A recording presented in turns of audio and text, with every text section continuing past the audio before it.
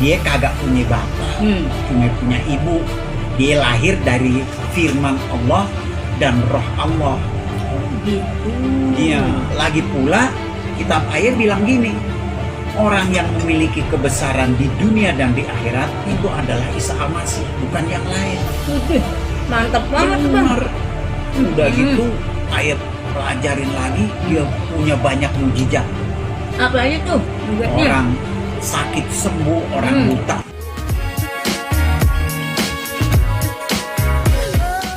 Shalom guys, kembali lagi bersama saya Edison Sinturi di channel Rumah Damai.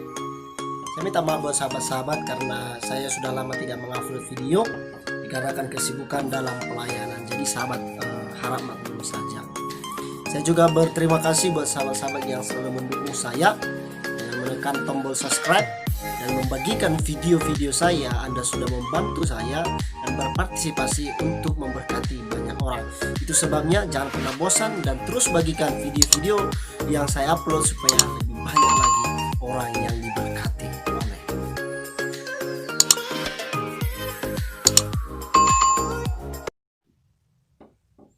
Jadi sahabat, kali ini kita akan menyaksikan sebuah kesaksian dari mantan muslim seorang Betawi yang memilih Tuhan Yesus sebagai juru selamat dan Tuhan dalam kehidupan pribadinya. Mari kita saksikan video ini bersama-sama. Enjoy. Bang, Aye mau nanya nih, kenapa sih abang pindah agama yang dulu ke agamanya yang sekarang? Pengen tahu nih. Gini Pok, satu kali ayah mikir-mikir, Oh, di dunia kita hidup nih, ternyata ada agama wahyu, ada 3 Pok, agama wahyu. oh ada 3 bukan 5 ya bang? Bukan, Oh, 3, 3. yaitu Yahudi, Nasrani, sama Islam. Oh gitu. Masing-masing punya pemimpin. Kalau Yahudi itu pemimpinnya Nabi Musa. Oh, Nabi Musa alaihi salam. Iya, yang punya tongkat ajaib bisa belah laut tuh. Gitu Iya. ya. Kalau pisau nih buat belah jambu. Terus bang? Yang kedua, agama Nasrani pemimpinnya Isa Al-Masih atau Yesus Kristus. Oh, Isa Al-Masih Heeh. alaihi salam juga ya. Iya.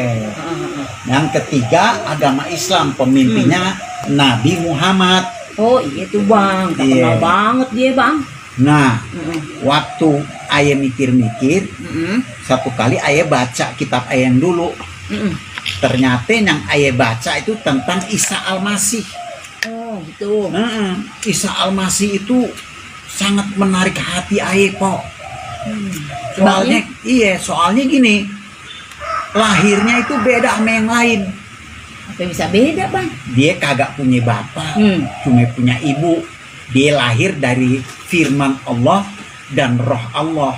Oh gitu. Iya, lagi pula kitab ayat bilang gini, orang yang memiliki kebesaran di dunia dan di akhirat itu adalah Isa Al-Masih, bukan yang lain.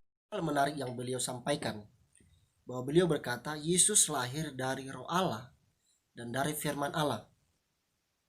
Yang dimaksud dengan dikandung daripada Roh Kudus adalah pembuahan yang bukan terjadi antara hubungan pria dan wanita, melainkan dari pekerjaan Roh Kudus ataupun karya Roh Kudus. Seperti dalam Lukas 1 ayat 35, jawab malaikat itu kepadanya, Roh Kudus akan turun atasmu dan kuasa Allah yang maha tinggi akan menaungi engkau.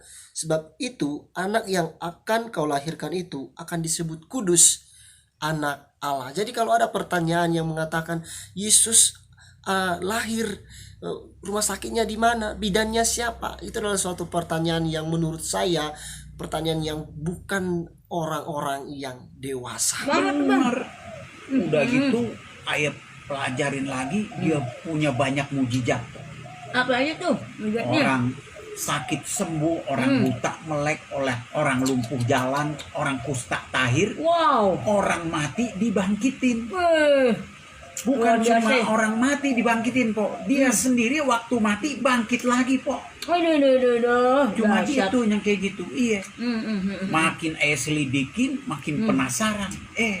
Ternyata kitab ayah bilang orang yang tahu hari kiamat ya Isa Al-Masih. Dia tahu hari kiamat juga bang. Iya, hari kiamat aja dia tahu. Waduh, Luar biasa ya. ayah mikir setengah mati, Hmm. tapi nggak gampang kok. Ayah mau pindah tuh, ayah takut dibuang keluarga, dimusuhin teman-teman. Tapi nggak apa-apa dah. Ini persoalannya kan pertarungan hidup sorge apa neraka, betul nggak Iya, kok? kita harus pikirin yang kekal Harus bang. pikirin. Jangan yang sementara. Ya, ini adalah sebuah problem yang sudah hal biasa bagi banyak orang yang memilih percaya kepada Tuhan.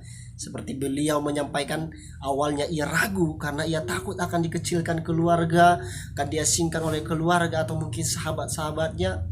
Dan kasus ini baru saja terjadi dan viral, yaitu saudari kita yang dari Aceh, Cut Fitri, yang memilih percaya kepada Tuhan.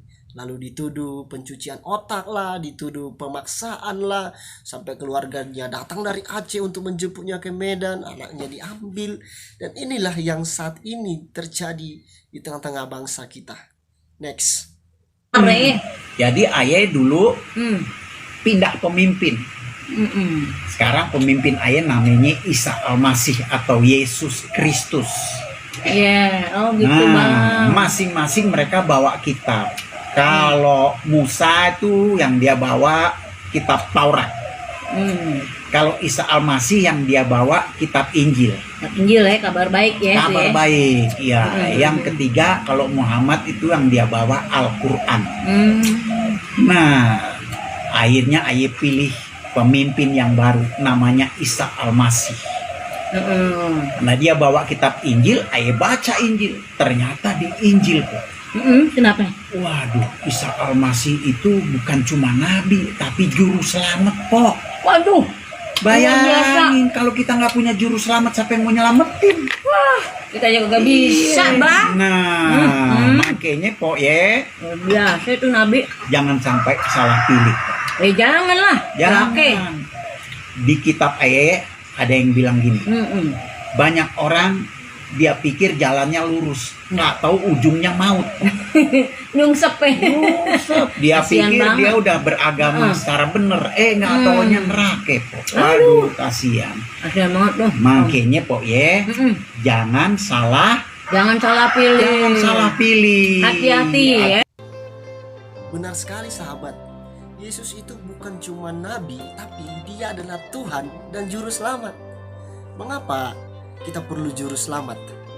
Karena dalam Roma 3 ayat 23 firman Tuhan berkata, karena semua orang telah berbuat dosa dan telah kehilangan kemuliaan Allah.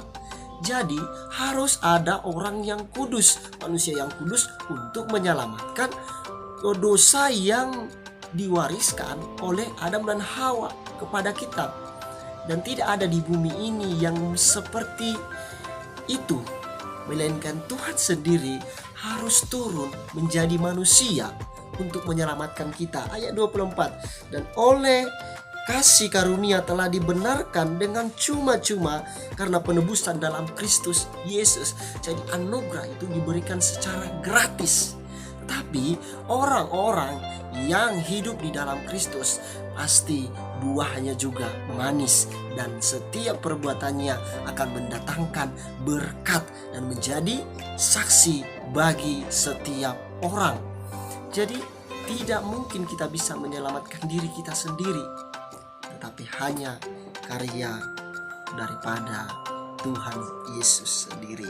Dalam Amsal berkata, ada jalan yang disangka lurus, tetapi ujungnya menuju maut. Jadi pesan Babe tadi, jangan salah pilih. Tuhan Yesus memberkati.